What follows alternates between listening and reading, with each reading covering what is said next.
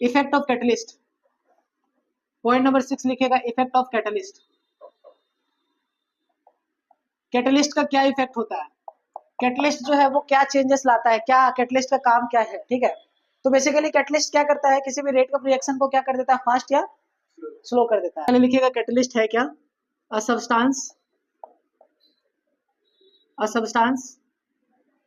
That alters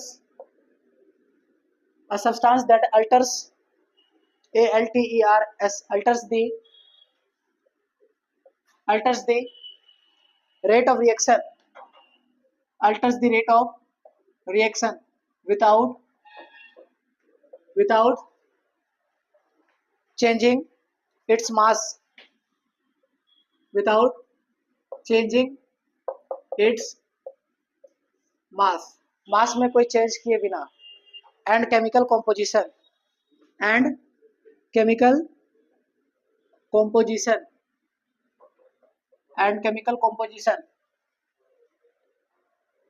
is known as catalyst,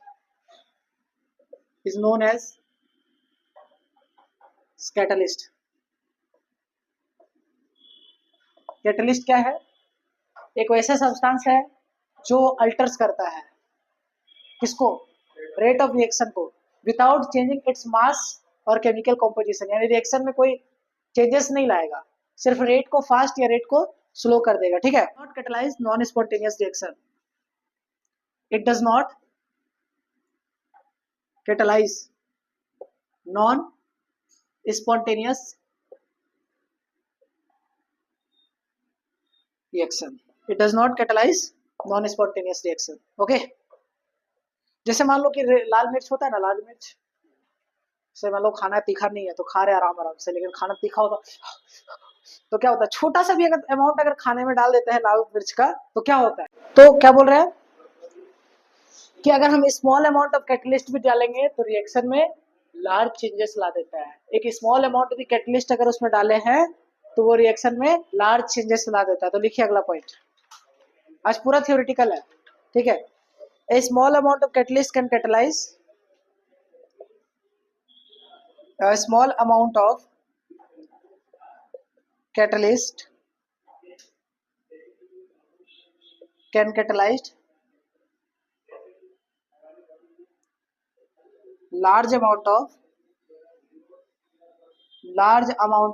एक small amount catalyst भी डालेंगे तो कैटलाइज कर देगा large amount of reactants, large amount of reactants को कैटलाइज कर देगा, ठीक है। लार्ज अमाउंट ऑफ रिएक्टेंट्स को कैटलाइज कर देगा, एक स्मॉल अमाउंट ऑफ कैटलिस्ट को अगर हम डालते हैं तो वो कैटलाइज कर देगा रिएक्शन का लार्ज अमाउंट को, समझ गए, ओके। और यहाँ पर जो लिखेंगे वो लिखेंगे प्रोग्रेस ऑफ रिएक्शन,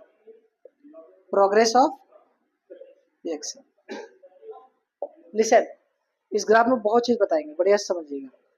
देखिए मान लेते ये एनर्जी कुछ था, ये रिएक्शन हुआ और ये यहाँ पर आ गया, ठीक है, ये हो गया EP, energy of product, sorry energy of reactant, और ये क्या हो जाएगा एनर्जी ऑफ प्रोडक्ट।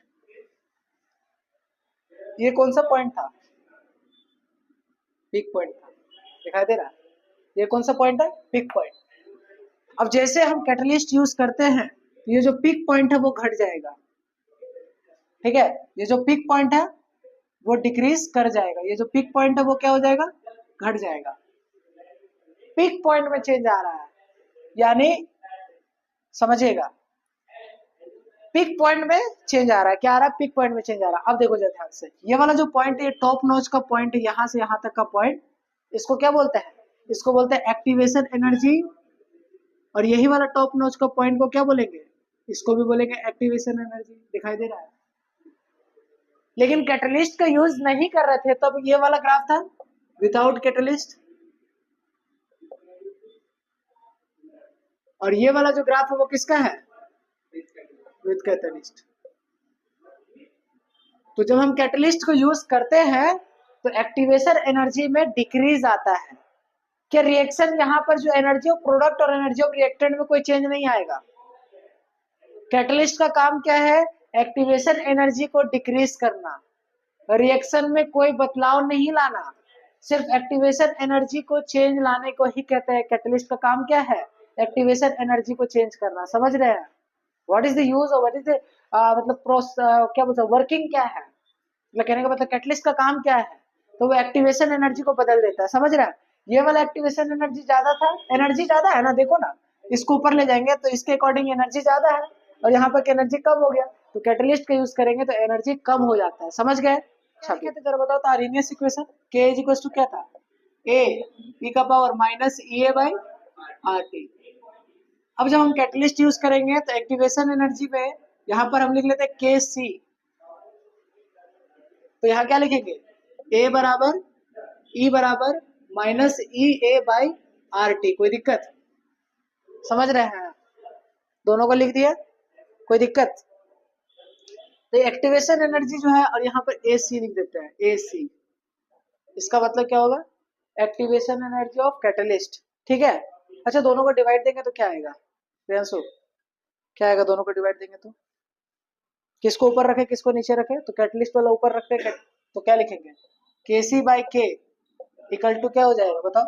इसको लिखेंगे तो ए ई का power minus E A C by R T upon A e का power minus E A by R T. कोई दिक्कत? ए से ए कटा तो ये क्या आ जाएगा? के C by K equal to क्या लिखेंगे? ये वाला ऊपर चला जाएगा तो ई का पावर क्या लिखेंगे? ए bye R T minus E A C bye R T. दोनों में कुछ कॉमन दिखाई दे रहा है प्रियांशु? आर टी कॉमन है दोनों में, आर टी का एलसीएम ले लेंगे तो ऊपर क्या आ जाएगा? ई ए माइनस ई ए सी। अच्छा, ये ई ए का मतलब एक्टिवेशन एनर्जी है, ऊपर वाला जो बिना कैटलिस्ट का एक्टिवेशन एनर्जी, और नीचे में ए सी लिखा है, यानी एक्टिवेशन एनर्जी ऑफ कैटलिस्ट है। समझ गए? अच्छा, ई को हटाने के लिए क्या करते थे बताए थे? कुछ लॉग लगा देते हैं, तो यहाँ से क्या लिख देंगे? Log K C by K equal to क्या लिख देंगे? आगे आ जाएगा तो क्या लिख देंगे? E A minus E A C divided by. आया क्या समझ में सबको? कोई दिक्कत है यहाँ तक समझने में? अच्छा, ये जो ई ए सी और ये जो ए है, इसको हम लिख सकते हैं यहाँ पर कि log K C by K equal to ऊपर लिख सकते हैं डेल्टा ई, यानी change in activation energy divided by R C. चलिए, टुवर्ड्स द एक्टिवेशन एनर्जी, जैसा कि हमको पता है कि कैटलिस्ट जो है वो क्या करता है? एक्टिवेशन एनर्जी को घटा देता है। सही बात है। फ्रॉम 75 टू 29 किलो जूल पर मोल, कितना घटा दिया है? समझ में आ रहा है? अब जो कम एक्टिवेशन एनर्जी होगा वो हमेशा किसका होता है? कैटलिस्ट का। याद रखना, हमेशा कम वाला कैटलिस्ट का होगा। तो डेल्टा ई जो होता है वो क्या होता है? अभी पढ़े थे, डेल्टा ई बराबर क्या लिखेंगे? बड़ा वाला एनर्जी माइनस छोटा वाला एनर्जी। बड़ा वाला एनर्जी कितना है? 75, छोटा वाला एनर्जी कितना? 29। कितना आ रहा है? 46 किलो जूल पर मोल। यहाँ तक कोई किसी को प्रॉब्लम है समझने में? एकदम बेसिक्स, एकदम आराम आराम से चल रहा है, रिलैक्स तरीके से। ठीक है, चलिए आइए। तो फॉर्मूला क्या था? लॉग के सी बाई के बराबर क्या लिखेंगे? E A upon sorry delta E by क्या था? R T. यही फॉर्मूला था ना? अब देखिए, अब ये 2.303 को यहीं पे लिख लो नीचे में। ठीक है, क्या लिख लेंगे? 2.303 आर टी। कोई दिक्कत? समझ आ रहा है सबको? अब हमसे क्या बोल रहा है कि डेल्टा ई का वैल्यू तो पता चल ही गया, सबको पता चल गया ना डेल्टा ई का वैल्यू, लेकिन यहाँ पर जो एनर्जी पुट होगा वो किलो जूल में पुट नहीं होगा। हालांकि ये एनर्जी किलो जूल में, तो इसको जूल में चेंज करने के लिए क्या कर लेंगे? 1000 से मल्टीप्लाई कर लेंगे तो ये कितना आ जाएगा? 46,000 आ जाएगा क्या? तो यहाँ से क्या आ जाएगा? लॉग, हमसे क्या निकालना बोल रहा है? What will be the effect of the rate of the reaction at 27 degree Celsius. तो सबसे पहले डेल्टा ई का वैल्यू हो जाएगा 46,000 डिवाइडेड बाई 2.303 इंटू आर का वैल्यू क्या लेंगे? तो हम बताए थे कि यहाँ पर जूल का एनर्जी का बात हो रहा है, तो जूल वाला आंसर क्या था? 25/3 8.314 इंटू क्या हो जाएगा? टेम्परेचर को क्या लेंगे? 300। सॉल्व करेंगे तो ये कितना आ जाएगा? 100। तो यहाँ से 2 जीरो से 2 जीरो कट जाएगा, तो यहाँ पर लॉग के सी बाई के का वैल्यू कितना आ रहा है? जल्दी बताइए तो। यूज कर सकते हैं कैलसी, कोई दिक्कत नहीं है। जो है वो 8 आ रहा है, तो यहाँ से रेसिप्रोकल करेंगे तो के सी बाई के का वैल्यू कितना आ जाएगा? 10 टू द पावर 8। तो के सी बराबर क्या आ जाएगा? यानी यही तुमसे पूछ रहा था ना, what will be the effect on the rate of the reaction, rate of reaction में क्या इफेक्ट होगा। तो रेट ऑफ रिएक्शन जो होगा वो क्या हो जाएगा बताओ, रेट ऑफ रिएक्शन जो कैटलिस्ट वाला है वो कितना टाइम्स बढ़ जाएगा, 10⁸ टाइम्स बढ़ जाएगा नॉर्मल से। समझ रहे हैं, जब हम कैटलिस्ट को यूज करेंगे तो रेट कितना फास्ट हो गया, 10⁸ टाइम्स फास्ट हो गया, समझे। COLLISION collision theory. क्या होता है कोलिजन थ्योरी पता है, रिएक्शन कैसे होता है, दो या दो से ज्यादा मॉलिक्यूल्स कोलाइड करता होगा, कोलाइड करने का कंडीशन क्या पता है, देखो हर मॉलिक्यूल्स कोलाइड करेगा उसमें रिएक्शन पे असर नहीं करेगा, रिएक्शन फास्ट होगा कि स्लो होगा, वो इस बात पे डिपेंड नहीं करता है कि कोलिजन हो रहा है तो इसका मतलब रिएक्शन फास्ट होगा, कोलिजन होगा तो कोलिजन होने के लिए दो चीजें का इंपॉर्टेंट है, तो लिखिए सबसे पहले लिखिए कोलिजन थ्योरी। देखिए a chemical reaction take place, chemical आज थोड़ा बोरिंग लग रहा होगा हम जान रहे हैं, ठीक है, बट क्या कर सकते हैं, जो थ्योरी है सो थ्योरी है। A chemical reaction take place, a chemical reaction take place due to collision among the reactant molecules, due to collision, a chemical reaction take place due to collision among reactant molecules, collision among reactant molecules। जब भी कोई दो reactant molecules के बीच में अगर collision होता है तो इसका मतलब क्या है, इसका मतलब यहाँ साफ है कि वहां पर केमिकल रिएक्शन हो रहा होगा, क्योंकि केमिकल रिएक्शन का होने का मतलब है कि दो मॉलिक्यूल्स का जो होता है वो टकराना होता है, ठीक है। तो व्हाट इज कोलिजन फ्रीक्वेंसी, तो फ्रीक्वेंसी का मतलब क्या समझ में आता है बताओ। यस, एक सेकंड में कितना बार कोलिजन हो रहा है, देखिए the number of collision taking place, क्या लिखेंगे, the number of collision taking place per second per unit volume, एक सेकंड में एक यूनिट वॉल्यूम में कितना कोलिजन हो रहा है, volume of the reaction mixture, of the reaction mixture, समझ रहे हैं। नंबर ऑफ कोलिजन बताइए जो कि पर सेकंड पर यूनिट वॉल्यूम में कितना हो रहा है is known as collision frequency, समझ रहे हैं। एक सेकंड में कोई भी मॉलिक्यूल्स के अंदर में एक यूनिट वॉल्यूम के अंदर कितना कोलिजन हो रहा है, that is called collision frequency, जिसको हम जेड से रिप्रेजेंट करते हैं। देखिएगा जरा ध्यान से समझिएगा, तो के बराबर जो होता है वो होता है जेड ई का power minus E A by R T, आ रहा है समझ, E A by R T, K is equal to Z e का power minus E A by R T. अब यहाँ पर अब तक जो चल रहा था ये के का मतलब क्या है, के का मतलब वही जो तक जो चैप्टर में पढ़ के आ रहे थे, दैट इज रेट कांस्टेंट, और ये जो जेड है ये क्या है, कोलिजन फ्रीक्वेंसी, कोलिजन फ्रीक्वेंसी। एक सेकंड में कितना कोलिजन होगा, that is called collision frequency, गलत, एक सेकंड में एक यूनिट वॉल्यूम में कितना कोलिजन होगा, वन यूनिट वॉल्यूम लिखना बहुत जरूरी है, per unit volume, taking place per second per unit volume of the reaction mixture, or action मतलब रिएक्शन होता है, वो हम थोड़ा अजीब लिखते हैं ना, आया समझ सबको। अब लिखिएगा इसके नीचे, every collision does not take bring a chemical change, every collision does not bring a chemical change, does not bring a chemical change, does not bring a chemical change। Her collision जो होता है वो chemical change नहीं ला सकता है, chemical change नहीं कर सकता है, समझे। तो कौन सा कोलिजन जो है वो केमिकल चेंज बदलाव ला सकता है, तो लिखिए द नंबर ऑफ, अब पता चला कि क्यों उसको हम छोड़ दिए थे, आधा लोग को नींद आ रहा होगा हम जान रहे हैं थोड़ा बहुत। The number of collisions, the number of collision per second, the number of collision with sufficient energy, with sufficient energy and proper orientation, with sufficient energy and proper orientation वो कोलिजन जिसका एक मिनिमम एनर्जी होना चाहिए, इतना से टकराएगा तो ही chemical reaction हो सकता है। कभी भी कोलिजन मतलब कि केमिकल रिएक्शन होने के लिए दो कंडीशन वैलिड है, पहले समझ लेते हैं थोड़ा सा, ठीक है। दो सब्सटेंस के बीच में अगर केमिकल रिएक्शन हो रहा है तो इसके पीछे दो कंडीशन होना चाहिए। पहला ये होना चाहिए कि ये दोनों कोलाइड करेगा, तो कोलाइड करने का कंडीशन क्या है कि दोनों के बीच में एक सफिशिएंट एनर्जी से कोलाइड करना चाहिए। किसी भी रैंडम एनर्जी से अगर कोलाइड करता है तो केमिकल रिएक्शन नहीं होगा, पहला कंडीशन कि सफिशिएंट एनर्जी से कोलाइड करना चाहिए। दूसरा कंडीशन क्या है कि एक प्रॉपर ओरिएंटेशन में कोलाइड करना चाहिए, ऐसा नहीं कि किसी भी डायरेक्शन से आकर के टकरा करके केमिकल रिएक्शन हो जाएगा। यानी किसी भी केमिकल रिएक्शन को, यानी समझो फिर से समझते हैं कोलिजन थ्योरी क्या है। कोलिजन थ्योरी कहता है कि केमिकल रिएक्शन प्लेस, कभी भी केमिकल रिएक्शन होगा वो होता है कोलिजन के वजह से। तो कोलिजन अब तक जो चैप्टर पढ़ रहे केमिकल रिएक्शन हो रहा है वो कोलिजन की वजह से हो रहा है। हर कोलिजन से केमिकल रिएक्शन हो ये जरूरी नहीं है। कोलिजन वही कोलिजन से केमिकल रिएक्शन हो सकता है जिसका एक प्रॉपर ओरिएंटेशन हो, एक तरीके, एक मैनर से हो, और दूसरा क्या हो, एक सफिशिएंट एनर्जी हो।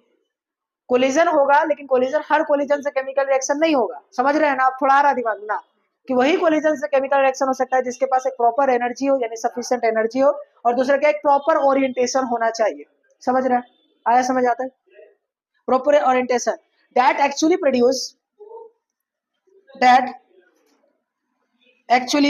प्रोड्यूस, देखो क्लास में ना, जब भी क्लास लेना तो क्लास में एकदम खो जाओ, समझे, एकदम क्लास में खो जाना और कुछ सोचना ही नहीं है। एडवांस तो छोड़ो, तुम मेरे से अच्छा पढ़ाना स्टार्ट कर दोगे, पढ़ाना छोड़ो, समझ तुम्हारा दिमाग लेवल ना एकदम टॉप पे पहुंच जाएगा। ठीक है, क्लास में जितना भी चीज पढ़ाते हैं पूरा फोकस करके कोशिश करो 100% समझ आए। 80 समझ आ रहा है बहुत अच्छी बात है, धीरे धीरे 100 समझ आएगा, ठीक है, लेकिन 80% चीजों को कैप्चर करने की कोशिश करो। ठीक है, कोई भी ज्ञानी नहीं होता, ज्ञानी बनना पड़ता है। चलो, दैट एक्चुअली प्रोड्यूस, क्या लिखेंगे, that actually produce the products, that actually produce the products, that actually produce the products are called as effective collision, are called as effective collision, are called as effective collision, effective collision। आ रहा है screen पर कि नहीं आ रहा? आ रहा है, ऊपर आ रहा है ये वाला कोलिजन थ्योरी, ये आ रहा है, चलिए ठीक है। Collision to be effective, for a collision to be effective, for a collision to be effective, अगर एक कोलिजन को इफेक्टिव करना है, the following factors are to be clear, the following factors, the following factors, the following factors are to be cleared, following factors are required, लिख लो ना सबसे पहले, रिक्वायर्ड। पहला नंबर क्या है, दूसरा नंबर क्या है, लिसन केयरफुली, आराम आराम से समझता है, ठीक है, बहुत ज्यादा हेक्टिक तरीके से नहीं। यहाँ तक समझ आया ना सबको? केमिकल रिएक्शन होने के लिए दो चीजों की जरूरत है, प्रॉपर ओरिएंटेशन होना चाहिए, सफिशिएंट एनर्जी होना चाहिए। अब कोलिजन को इफेक्टिव होने के लिए और दो कंडीशन की क्या जरूरत है, तो आर टू बी क्लियर, यानी क्लियर होना चाहिए ये सारी चीजें, जैसे एनर्जी बैरियर, पहला होता है एनर्जी बैरियर, और दूसरा क्या होना चाहिए, ओरिएंटेशन बैरियर, ओरिएंटेशन बैरियर। मतलब क्या बोल रहा है ना, लिसन समझिए, ओरिएंटेशन बैरियर और ये क्या है, एनर्जी बैरियर। अब तक समझ गया कि एक सफिशिएंट एनर्जी होना चाहिए, कितना, तो एक एनर्जी बैरियर से थोड़ा ज्यादा होना चाहिए, समझे। अब एनर्जी बैरियर क्या है इसको समझेंगे। ओरिएंटेशन बैरियर यानी इस इतना होना चाहिए, तभी तभी मतलब इस तरीके से होना चाहिए, एक बैरियर है, उसके पार ही कोई क्रॉस करेगा तभी उसको कोलिजन हो सकता है इफेक्टिव, नहीं तो कोलिजन इफेक्टिव नहीं होगा। तो हम समझते हैं कि ये क्या बोल रहा है, तो सबसे पहले एनर्जी बैरियर को समझते हैं, ठीक है, यानी हम इसको भी फिलहाल के लिए ओरिएंटेशन बैरियर को बाद में हटा देते हैं, ठीक है, लिख लेने आता है, ये वाला ओरिएंटेशन बैरियर को हटा देते हैं। और अब जो ग्राफ समझा रहे हैं उसको अच्छे से समझना, कहीं ना कहीं ये ग्राफ तुम लोग थर्मोडायनेमिक्स पढ़े होगे तो वहां पे पढ़े होगे क्लास 11 में, नहीं पढ़े कोई बात नहीं, ठीक है। जब ना बहुत ज्यादा चीजों को कनेक्ट कर देंगे ना तो तुम लोगों ना को पलट के पीछे देखोगे ना तो बहुत मजा आएगा, ठीक है। एडवांस कुछ नहीं है, तो एक बार ये भर जाएगा ना तो समझ नहीं आएगा। यहाँ से स्टार्ट किए इस तरीके से, इस तरीके में गए, यहाँ पर खत्म हो गया, ठीक है। नहीं क्यों अच्छे नहीं बनता, देखो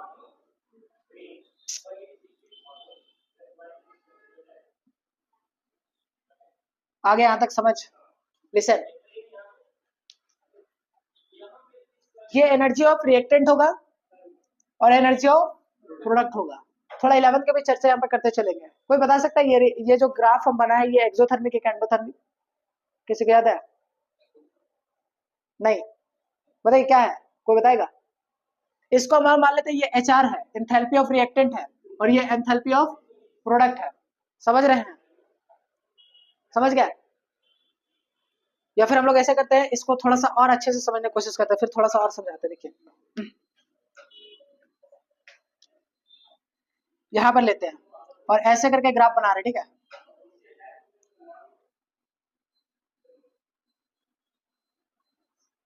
यहाँ पर, ठीक है, ये एंथैल्पी ऑफ रिएक्टेंट होगा और ये एंथैल्पी ऑफ प्रोडक्ट होगा, और ये जो यहाँ पर टॉपिक है ये होगा टॉप नॉच। इसे दोनों के बीच में डिफरेंस दिखाई दे रहा है? यहाँ पर ये डिफरेंस है, देखो तो, यहाँ पर आ जाओ इसके लेवल पर। अच्छा देखो यहाँ पर, लिसन, ये पॉइंट को क्या बोले थे, कोई बताएगा? पीक पॉइंट को एक नाम दिए थे, एक्टिवेटेड कॉम्प्लेक्स, याद है? चलिए इसको बोलेंगे एक्टिवेटेड कॉम्प्लेक्स।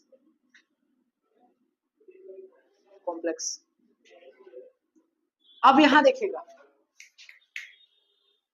हम हमेशा जो इंथैल्पी चेंज निकालेंगे वो कैसे निकालेंगे? तो इंथैल्पी चेंज कैसे निकालेंगे? डेल्टा H बराबर होता है HP माइनस HR। चेंज का मतलब क्या होता है? प्रोडक्ट का एनर्जी, प्रोडक्ट का एंथैल्पी माइनस इनिशियल एंथैल्पी। तो यहाँ पर देखो तो एंथैल्पी यहाँ पर HR का क्या है, इतना होगा, और प्रोडक्ट उससे और ऊपर होगा। तो किसका ज्यादा है, प्रोडक्ट का कि रिएक्टेंट का? प्रोडक्ट का ज्यादा है। अगर प्रोडक्ट का ज्यादा है तो इसका मतलब डेल्टा H क्या आएगा, कभी रटना नहीं पड़ेगा, थोड़ा अच्छे से समझ लो। प्रोडक्ट पॉजिटिव आएगा कि नहीं आएगा? क्योंकि HP का वैल्यू जो है वो ज्यादा है HR से। आ रहा है समझ? अगर एंथैल्पी चेंज पॉजिटिव आता है, कभी भी एंथैल्पी चेंज अगर पॉजिटिव आता है, तो इसका मतलब ये जो ग्राफ है ये एंडोथर्मिक है। समझ लीजिए, एंथैल्पी जब जब पॉजिटिव आएगा तब तब जो होगा वो एंडोथर्मिक होगा। क्या चीज? एंथैल्पी? हाँ, एंथैल्पी एक टर्म है जो कि तुम लोग थर्मोडायनामिक्स से पढ़े होगे, कहीं बताएंगे, थोड़ा सा जिक्र करेंगे, उस पर ज्यादा डीप जाएंगे तो फिर वो अजय टॉपिक हो जाएगा। फिर अभी समझ लो। अच्छा, अगर ऐसे नहीं समझ आ रहा है किसी को, तो ये समझो कि energy of product is greater than energy of reactant, that is always in endothermic reaction. Product का एनर्जी अगर रिएक्टेंट की एनर्जी से ज्यादा है तो हमेशा एंडोथर्मिक रिएक्शन होगा।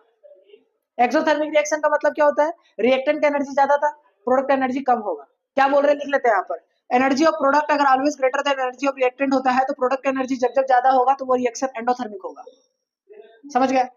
ये डेल्टा H पॉजिटिव होगा तो एंडोथर्मिक होगा। अब आइएगा, थोड़ा ध्यान से समझिएगा। देखिए यहाँ कुछ कुछ लिखे हैं, यहाँ से रिएक्टेंट से टॉप नोच तक पहुंचने वाले एनर्जी को हम क्या बोलते हैं बाबू? Activation energy.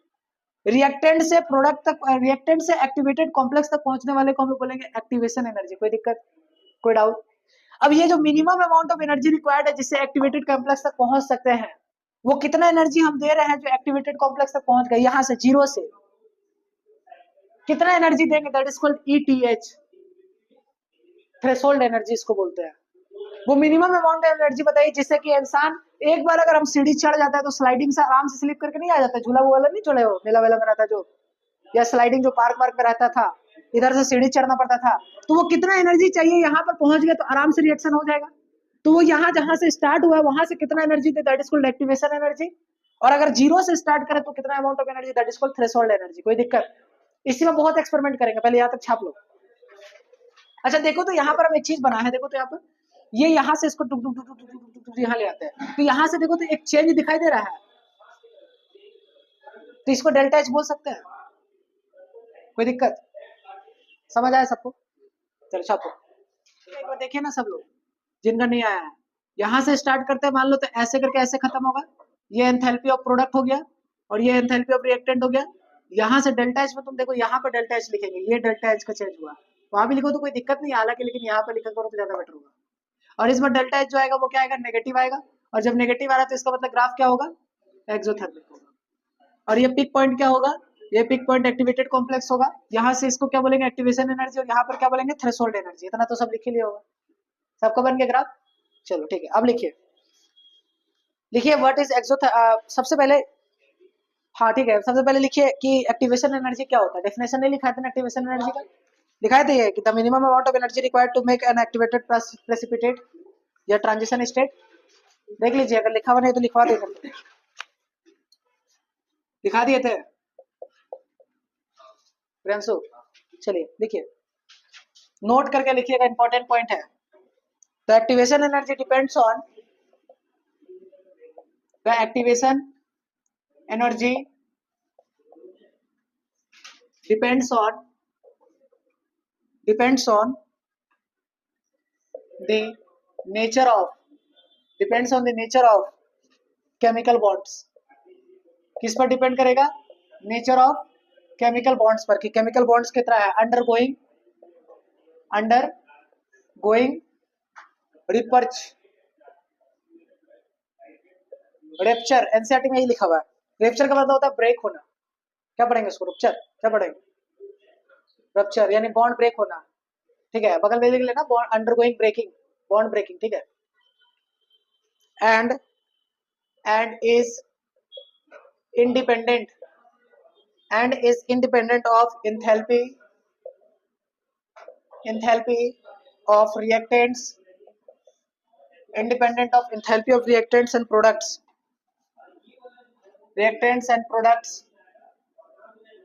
temperature and concentration।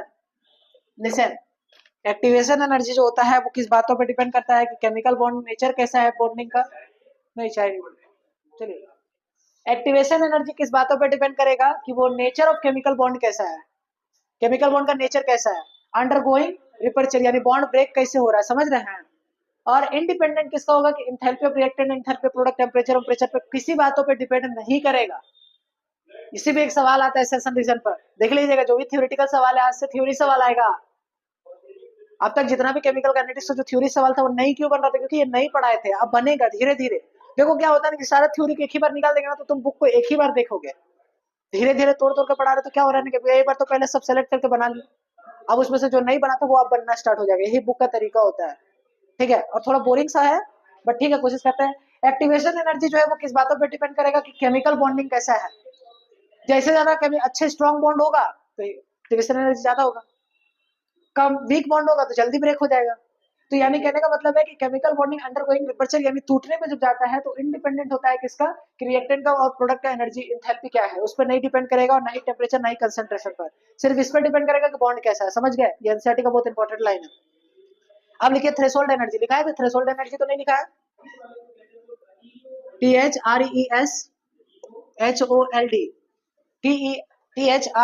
THRESHOLD energy, threshold energy, ठीक है। जो बोर्ड का एग्जाम देने वाले हैं उनको बता दो कि इनका डेफिनेशन इसका आता है कोलिजन थ्योरी का, ठीक है। बोर्ड पर अभी जो पढ़ा रहे हैं वो सब बोर्ड पे आएगा। थ्रेशोल्ड एनर्जी लिखिए, minimum amount of energy which the colliding molecule must possess, minimum amount of energy, minimum amount of energy which the colliding molecules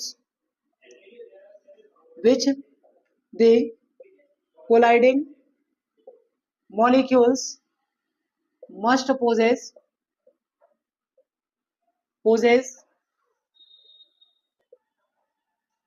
possess in order to make the chemical reaction to occur, in order to make the chemical reaction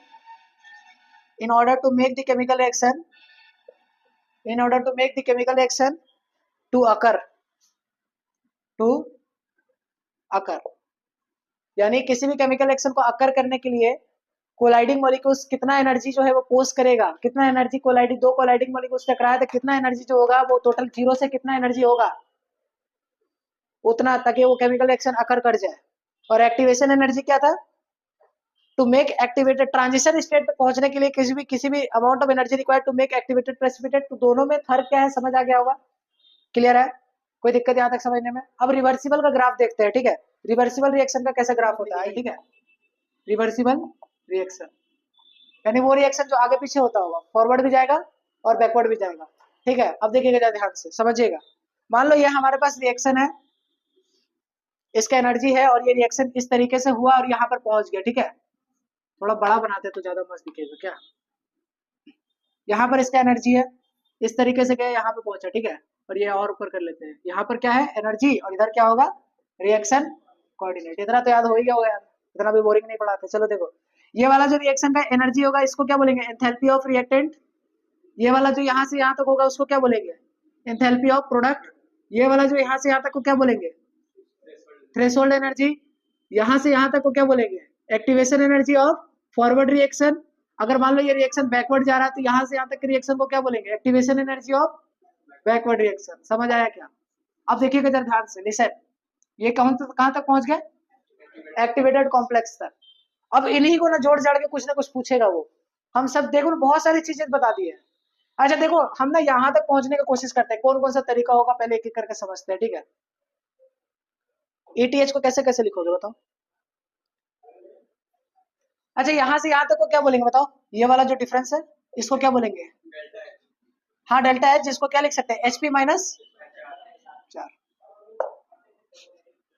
बताइए कैसे पहुंचा जा सकता है, ETH तक पहुंचने के लिए क्या क्या लिख सकते हैं, फॉरवर्ड का एक्टिवेशन एनर्जी और activation enthalpy of reactant side करेंगे तो नहीं पहुंच जाएंगे। यहाँ से स्टार्ट करते हैं, कितना दूर है HR से ऊपर फॉरवर्ड, तो क्या लिखेंगे बताइए, ETH बराबर क्या क्या लिख सकते हैं। देखो ये चीज एक बार समझ गए ना तो एग्जाम में कुछ भी दिया होगा ना, ये ग्राफ बनाना अपने आप बन जाएगा आंसर, रटाएंगे नहीं। ग्राफ समझ में आया ना सबको, तो बस यहाँ पे कुछ भी दे सकता है यार। अब हर के लिए फॉर्मूला थोड़े रटेंगे, 6-7 को फॉर्मूला यहाँ बन जाएगा, उधर जो लिख रहे हैं वो रटना नहीं है, बट कैसे कैसे पहुंचा जाएगा वो तरीका बता रहे हैं। थ्रेशोल्ड तक पहुंचना है तो HR पे जाते हैं, फिर यहाँ से यहाँ जाते हैं तो लिख सकते हैं HR प्लस ये एक्टिवेशन एनर्जी ऑफ फॉरवर्ड। कोई दिक्कत आया समझ सबको? चलो और बताओ और कैसे पहुंचा जा सकता है, HP से फिर यहाँ पर HP plus E of B लिख सकते हैं। देखो ये वाला ग्राफ ना आएगा तो फिर आराम से लिख सकते हैं, कोई दिक्कत नहीं, ठीक है। और बताइए और कोई तरीका। अच्छा डेल्टा H को कैसे लिखेंगे बताओ तो, डेल्टा H बराबर क्या होगा, HP माइनस HR। और कोई तरीका, फॉरवर्ड का एक्टिवेशन एनर्जी में से बैकवर्ड का एक्टिवेशन एनर्जी को सब्ट्रैक्ट कर देंगे तो डेल्टा H नहीं आ जाएगा, फॉरवर्ड यहाँ से यहाँ तक है और बैकवर्ड यहाँ से यहाँ तक हटा दे तो इतना बच जाएगा। तो इसको हम लोग ऐसे भी लिख सकते थे, HP माइनस HR भी लिख सकते हैं, और क्या लिख सकते हैं, activation energy of forward minus activation energy of backward. आ रहा है समझ? अरे देख पा रहे हो कि नहीं देख पा रहे हो? चलो छापो, ओरिएंटेशन बैरियर। देखिए अब लिखिएगा इसमें point, energy alone does not determine the effectiveness of the collision. पहला पॉइंट लिखिएगा, energy alone cannot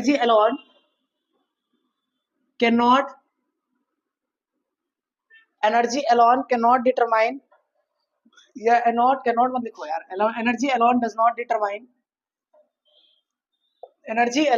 determine the effectiveness of the collision, determine the effectiveness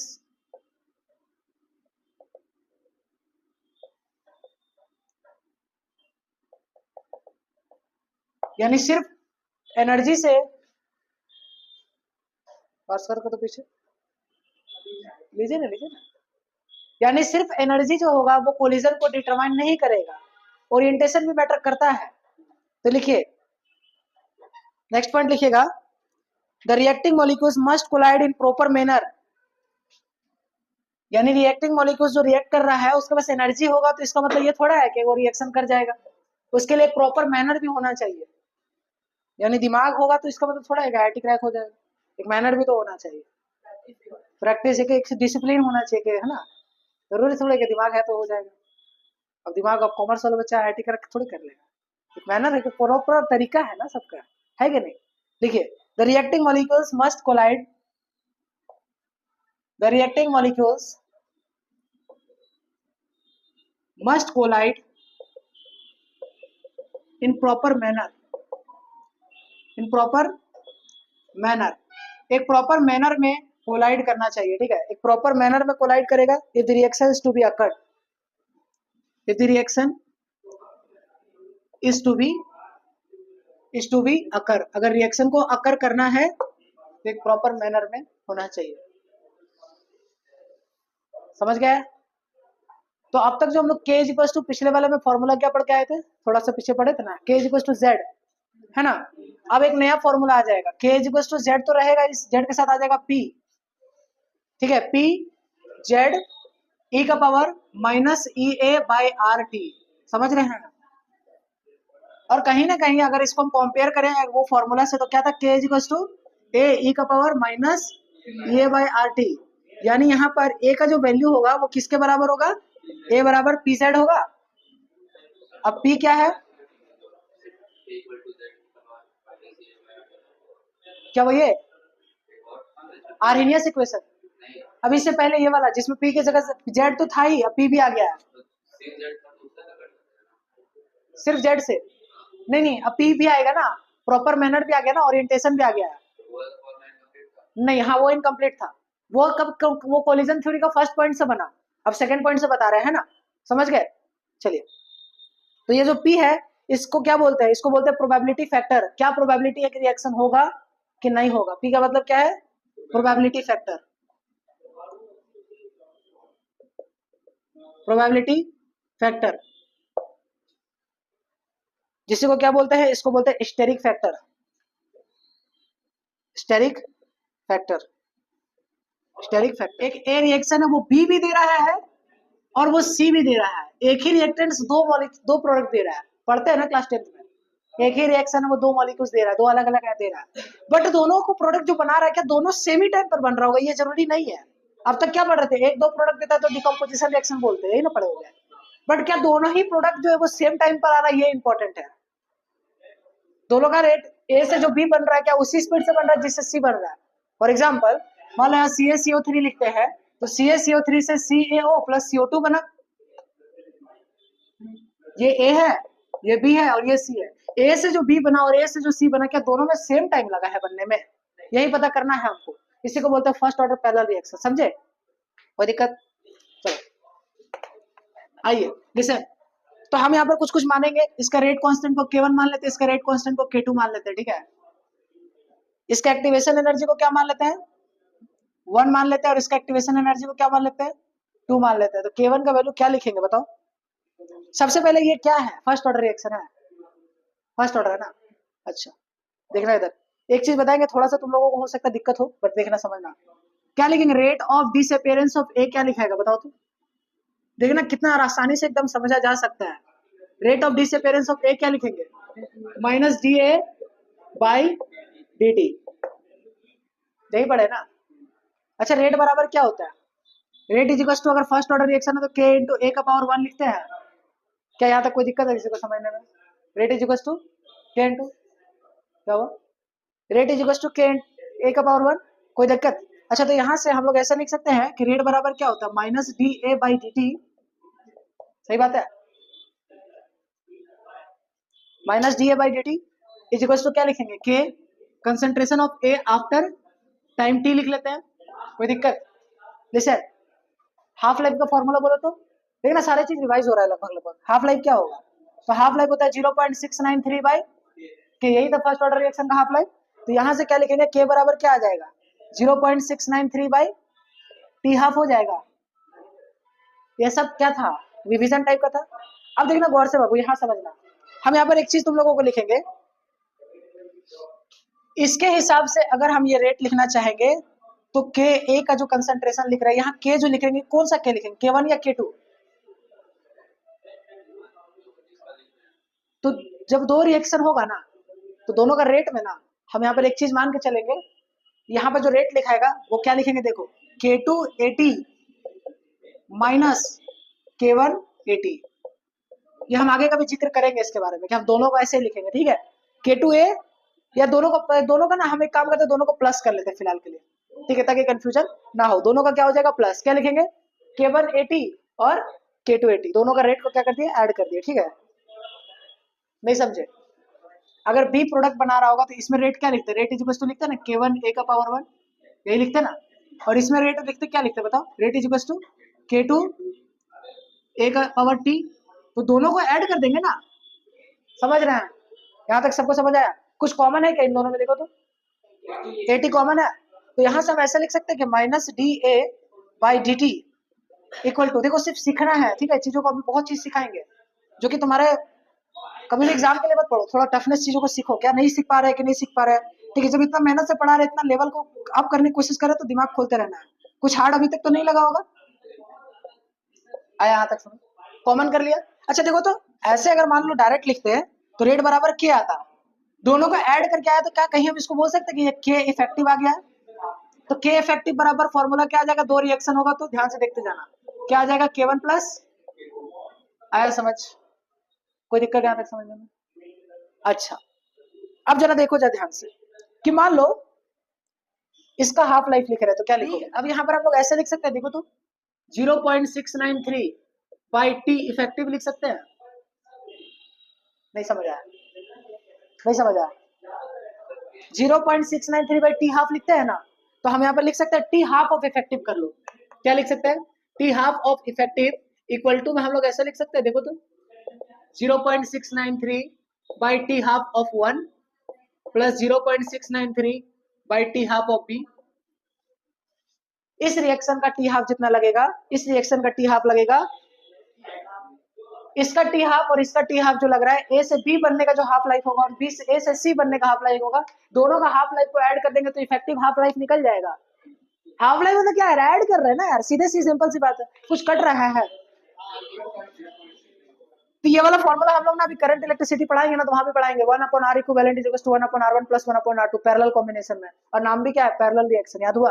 क्या लिखे नेक्स्ट एक फॉर्मूला क्या आ गया, 1/t half of effective is equal to क्या आ जाएगा, 1/t half of 1 plus 1/t half of 2, छापिए छापिए फटाफट छापिए, kt, हाँ kt is equal to 2.303 log c0 by ct, क्या यार हम ही कैसे बोल रहे, देखो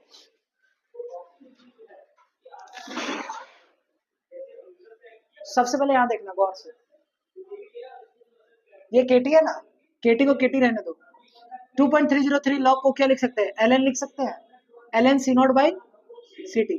अच्छा इस ln को इधर भेजेंगे तो जो भी चीज होता है ना, ln को जब हम रेसिप्रोकल करते हैं तो e का पावर kt लिखा जाएगा माइनस kt, ठीक है, e का पावर क्या लिखा जाएगा, माइनस kt, हाँ माइनस होगा, नहीं थोड़ा ठीक है प्लस होगा, e का पावर kt प्लस हो जाएगा, ठीक है, इधर से क्या लिखेंगे, ये थोड़ा सा ना बुलाया बुलाया सा लेकिन आ जाएगा, देखो ना आ ही गया, लास्ट क्लास पहुंच गया, c0 बाई ct। तो यहाँ से हम एक चीज लिख सकते हैं कि ct इक्वल टू, ये बहुत इंपॉर्टेंट था, पता नहीं कैसे तो माइंड से निकल कैसे गया समझ में नहीं आ रहा है, चलो देखो ct बराबर क्या हो जाएगा, c0 e का पावर माइनस kt, ये फर्स्ट ऑर्डर याद रखना, ct is equal to c0 e का पावर माइनस kt, ये याद रखना बहुत इंपॉर्टेंट है ये, ठीक है, जब हम एडवांस पर्पस का क्वेश्चन करेंगे ना, एडवांस के मेंस में भी आजकल पूछ रहा है, ये ऐसा चीज है ना, पता नहीं क्यों बहुत ज्यादा पूछने लगा आजकल, लोगों का इस पर ध्यान कम आने लगा, अब देखना है,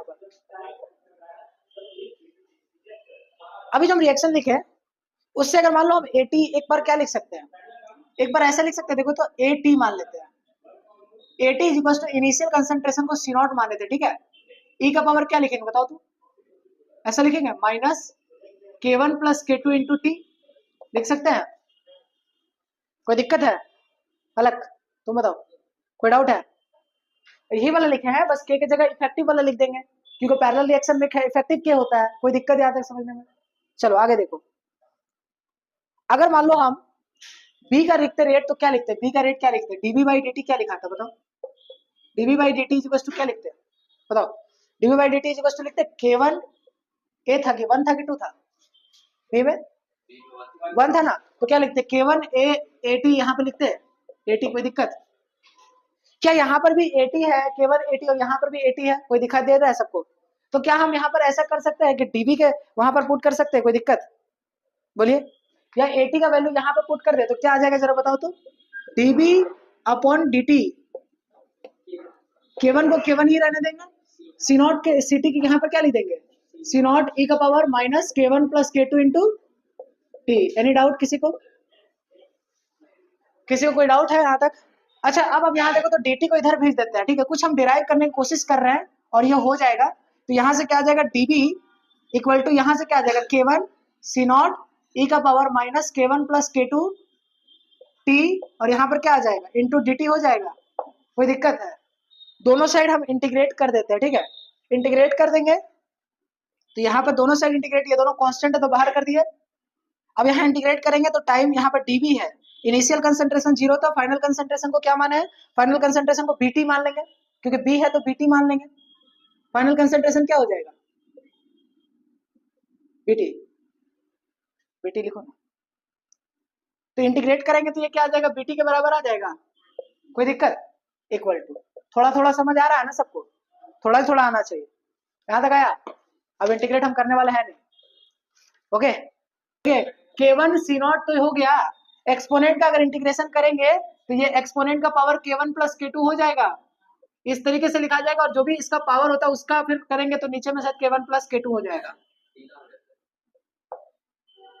ठीक है, देखो भाई हमको ज्यादा याद है 0 से लेकर के T तक, बड़ा हार्ड चीज नहीं चल रहा है, हम क्यों बता रहे हैं, अभी लॉजिक बताएंगे उसका, शॉर्टकट भी बताएंगे भाई, काय टेंशन ले रहा है।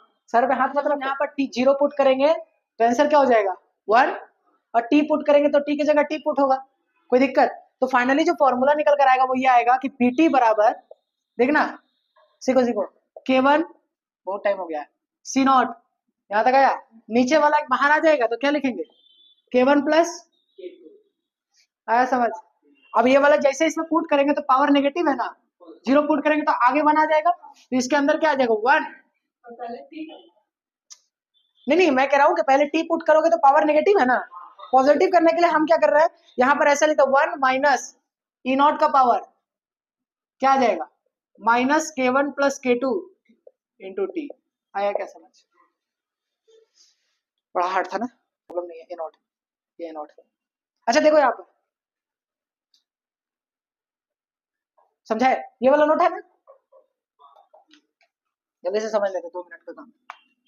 देखिए लिसन, ये जो चीज लिखा हुआ है ना ये PT, अगर हमको यहाँ पर मान लो सिटी लिखना पड़ गया तो कैसे लिखेंगे, कुछ फर्क नहीं होगा, सारा भसड़ सेम होगा, बस यहाँ K1 की जगह क्या आ जाएगा K2, तो क्या लिखेंगे K2 A0 divided by K1 plus K2। कुछ दिखाई दे रहा होगा तुम लोगों को, पता नहीं अभी हम देखते हैं, दिखाई देगा, दिखाई दे रहा है। अगर मान लो यहाँ पर नीचे में K2 बाई K1 के K2 और यहाँ पर K1 by K1 plus K2, इतना तो दिखाई दे रहा है। दोनों को अगर हम एक काम कर दे, डिवाइड कर दे तो क्या देखने को मिलेगा, दोनों को अगर हम डिवाइड कर दे तो क्या देखने को मिलेगा, concentration of PT by concentration of CT, क्या निकल कर आएगा, PT की जगह पर क्या आ जाएगा K1 बाई और यहाँ K2। जेई मेंस में आज तक सिर्फ यही वाला चीज पूछा था और कभी कुछ पूछा ही नहीं इस टॉपिक से, गलती से, पता नहीं कैसे, और उस समय लगा तो लोगों को बहुत टफ है, बट आसान है। किसी भी 2 पैरेलल रिएक्शन का क्या निकालना है, इफेक्टिव एक्टिवेशन एनर्जी, तो फॉर्मूला होता है EA1 K1 plus EA2 K2 divided by K1 plus K2। Derivation पे ज्यादा नहीं जाना है, सीख लिए, थोड़ा बहुत काम आ गया, इनफ है।